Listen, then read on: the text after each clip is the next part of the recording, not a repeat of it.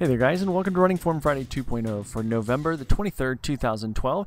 Today we're going to take a look at Ryan J. Ryan, thanks so much for sending in these videos of you.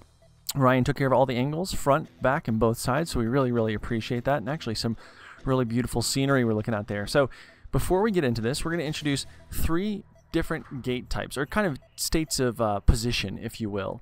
And the first one is going to be running in the back seat, which we saw a couple weeks ago with Nicholas, where your body's very upright and almost backward leaning is what it looks like.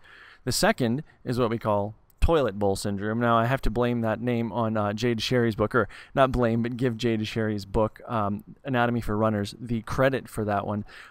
It's basically where you're very bent over at the waist, so that you're kind of bent over when you run, and rather than using a very balanced form to kind of just have a natural forward lean in your body. And then the third is just a very well balanced position where your body is basically in a great posture and lined up over your feet like a really big spring. And today in Ryan's video, we're going to take a look at some really great examples of that toilet bowl syndrome, that kind of really strong leaning at the waist. First thing that we're going to take a look at with Ryan is that toilet bowl syndrome that we just mentioned. Now what that is where he's leaning a lot from the waist and not really leaning at all from the ankles, not letting the general flow of his body move forward.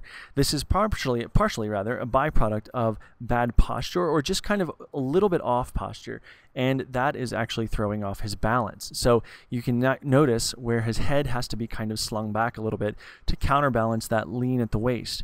Additionally, what that's doing is when he goes to extend that leg out the back, it's hyperextending his hip flexor, and therefore making it really almost impossible for him to really have any knee drive, which is what Jennifer is going to talk about right now.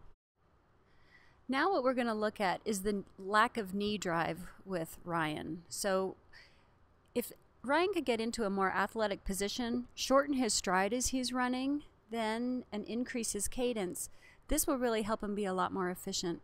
If you were listening to Ryan run, he's got this really long stride, he lands heavy, and then there's this kind of scraping where he's pulling that foot back, and there's a lot of friction on the ground.